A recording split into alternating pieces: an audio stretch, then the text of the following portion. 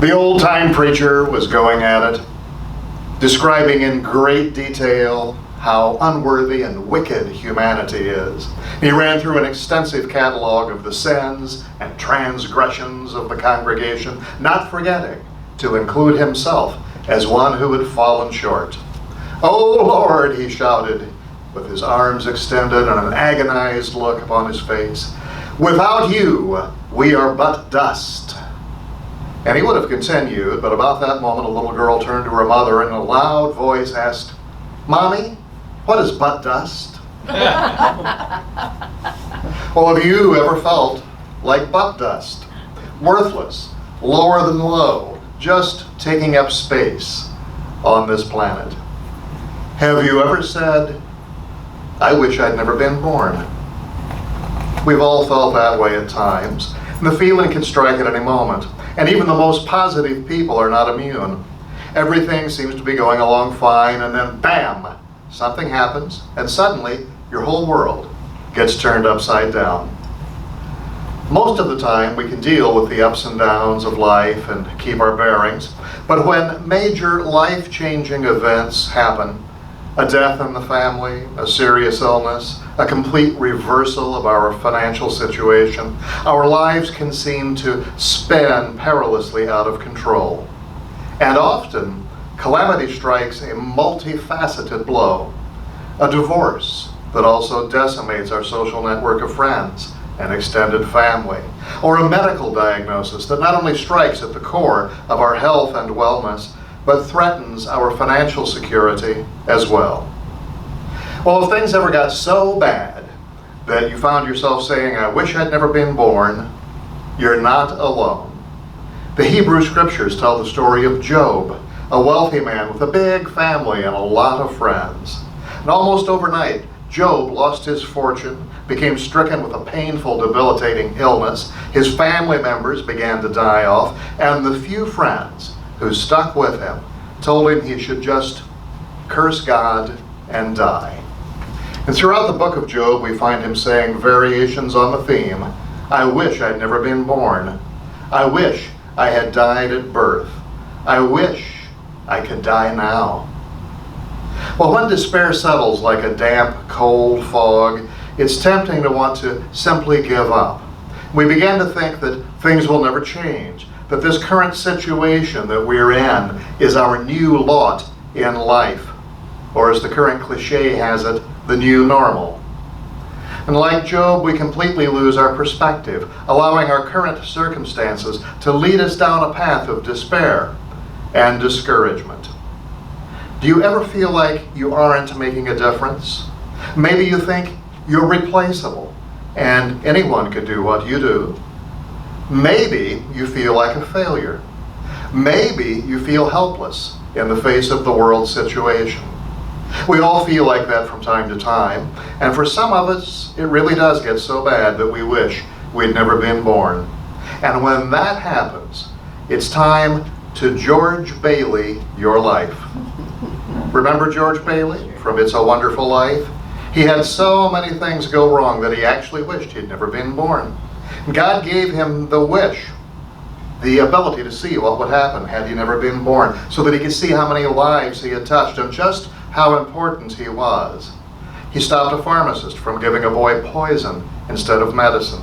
He saved his brother's life in childhood, and his brother later saved a couple of hundred men in World War II. He helped hundreds of people afford good homes.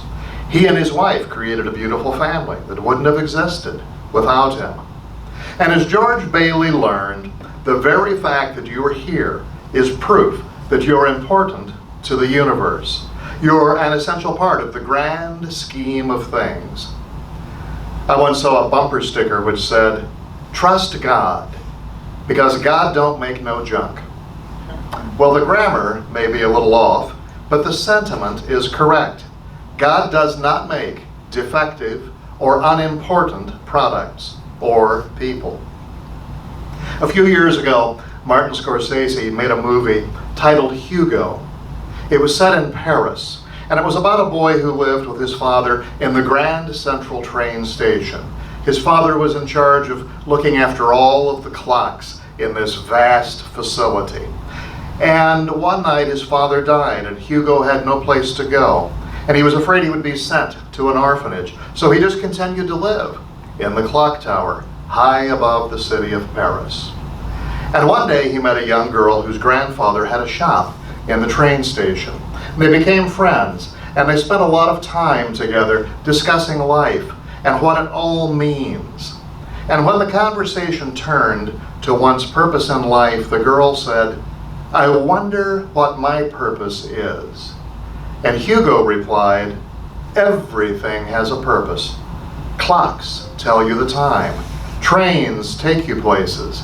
Sometimes when I'm up here at night, just to look at the city, I'd imagine the whole world was one big machine."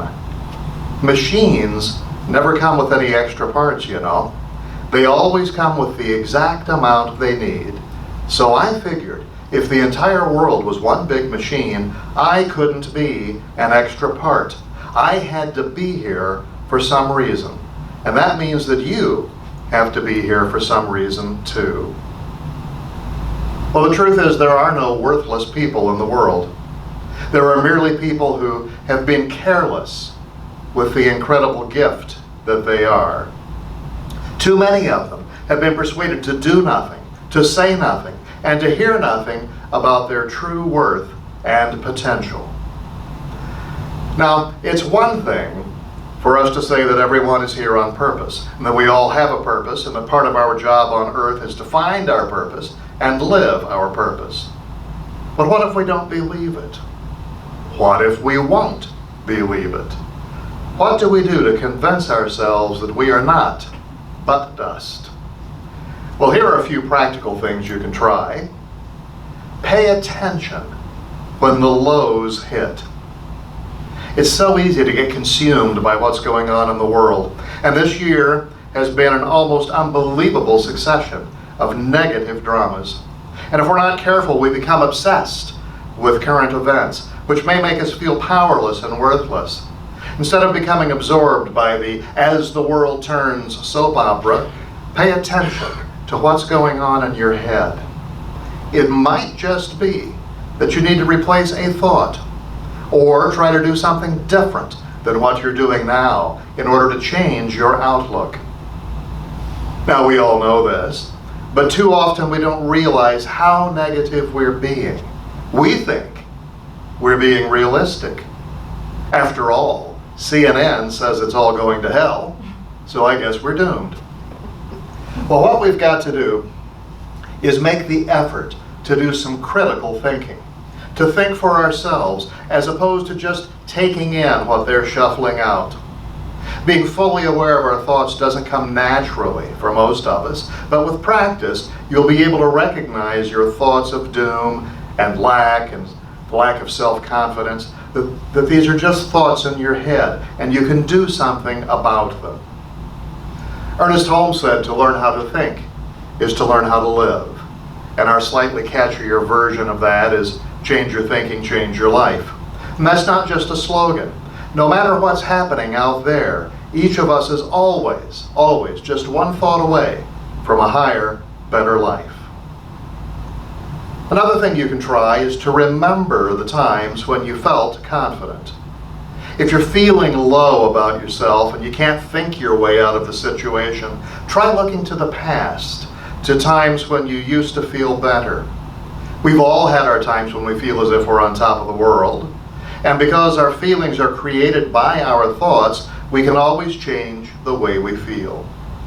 Now, this isn't about faking it till you make it. It's about rediscovering the qualities in you which allowed you to stand tall, realizing that those qualities are still within you, and then choosing to focus on them.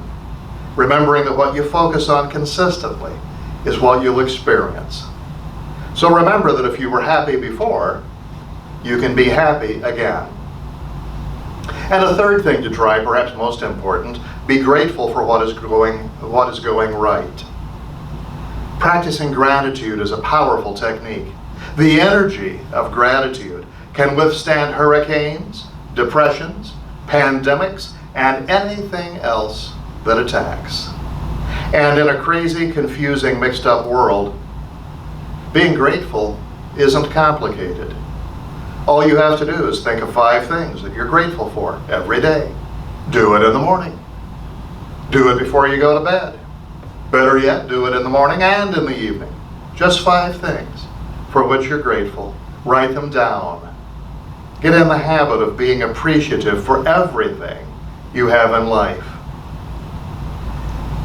If you pay attention to when your thoughts start to go off the rails, if you remember the times when you were doing well, and remember that you can go there again, and if you remember to be thankful for all the good things that are going on in your life, your journey through the tough times will be so much easier.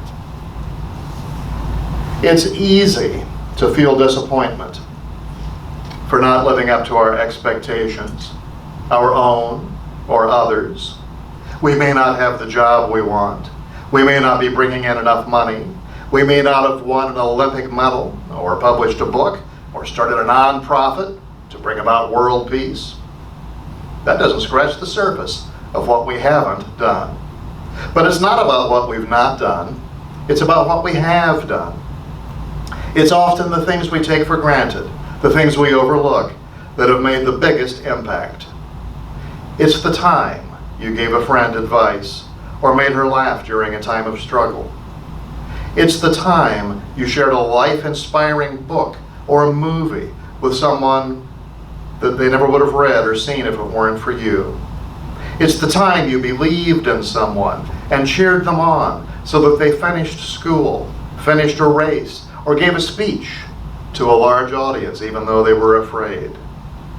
And then there are the things that you don't know and may never know. Maybe something you posted on Facebook was read by someone whose heart was touched by your words. Maybe something you said to a friend made her decide that life was worth living after all.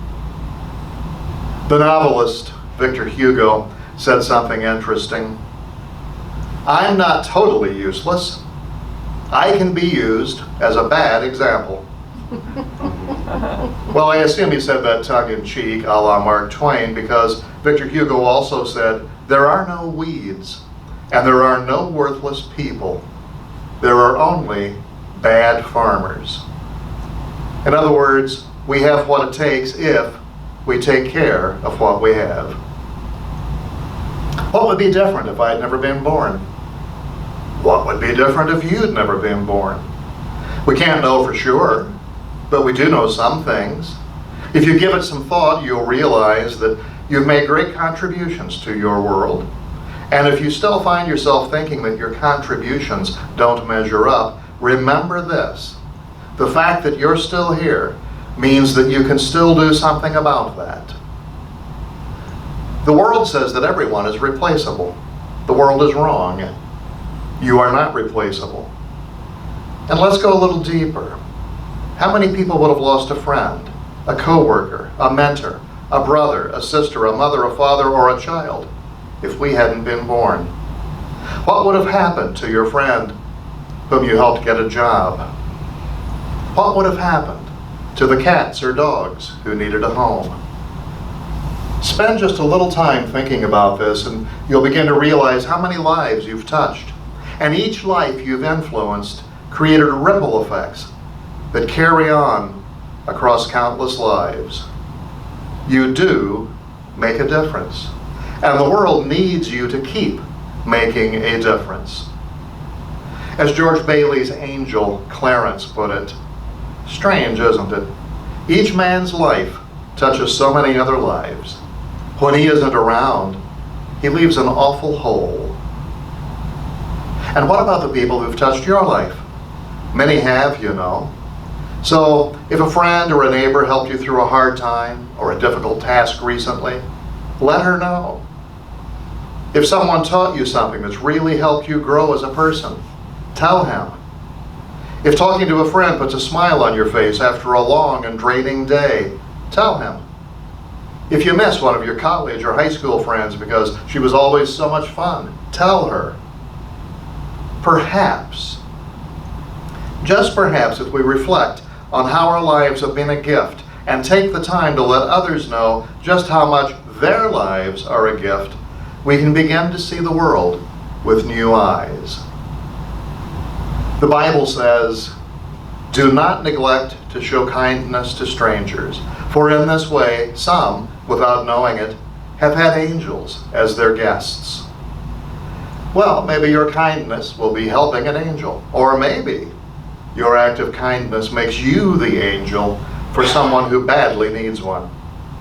Either way, that act of kindness may never have happened if not for you.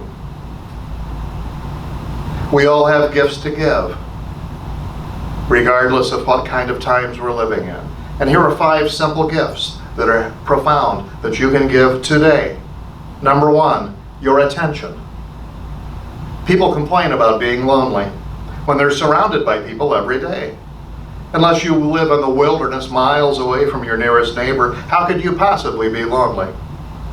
It's not a lack of people in our lives, but a lack of attention that leads to the empty feeling of loneliness. One of the greatest gifts you can give anyone is the gift of your attention. It's so easy to come into contact with people, cashiers, mail carriers, waiters, without giving them any real attention, without treating them as the brothers and sisters that they are. And it may be even easier to avoid interacting with people when they're wearing a mask. We're all going around, looking like we're about to rob a bank or hold up a stagecoach.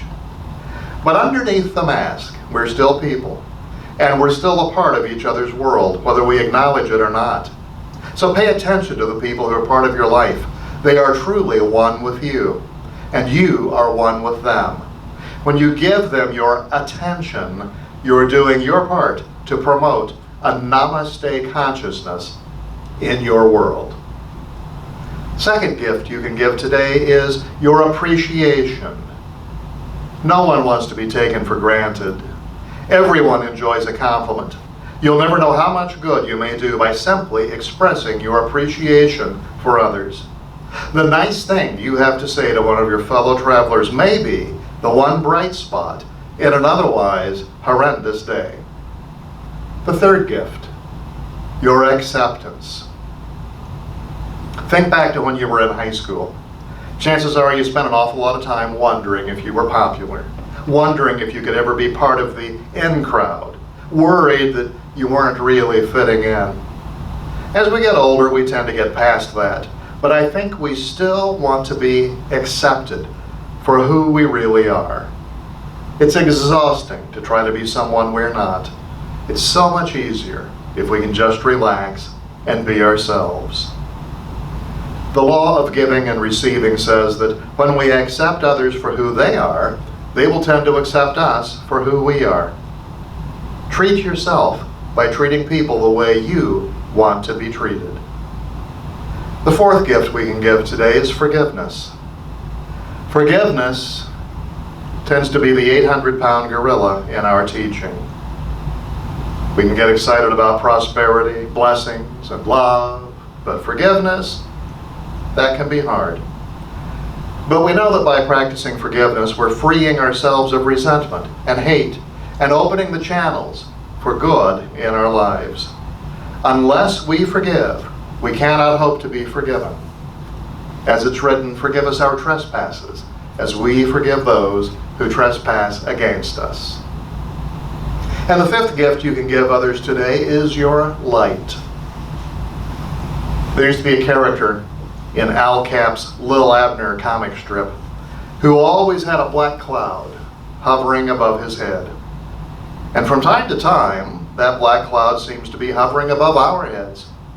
When our friends and family and neighbors complain and engage in an orgy of negativity and hand-wringing, do we support their point of view by joining in the pity party?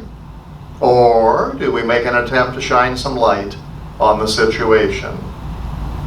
Somewhere, underneath all of our fears, insecurities, and hurts, we each have a light.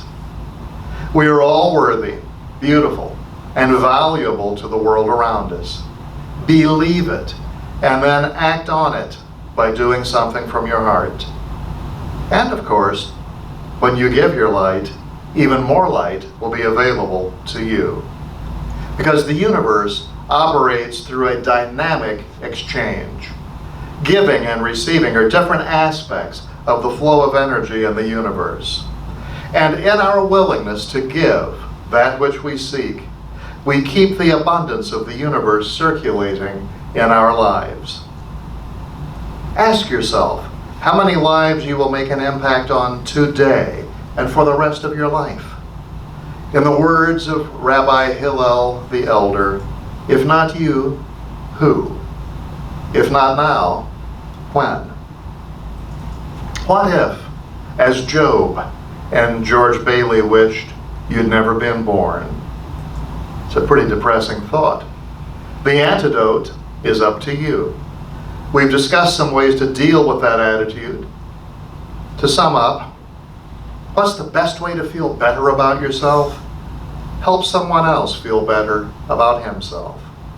What's the best way to experience joy? Bring a little joy to someone else. What's the best way to be successful? Help someone else be successful. What's the best way to be a prosperous salesperson? Sell to people who need what you're selling, people whose lives will be improved by your product or service. You get the idea. It's by giving ourselves to others that we become more of who we really are. The more we give, the bigger we grow.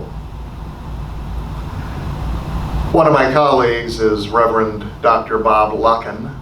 He lived in St. Petersburg for many years. He has a monthly column in Science of Mind magazine. And several years ago, he wrote a piece, and I'd like to use it in closing. It beautifully sums up what we've been considering for the past several minutes. The piece is titled, If Not For You. If not for you, there would be a place of emptiness in the heart of God. If not for you, all the good that you have done would still need doing.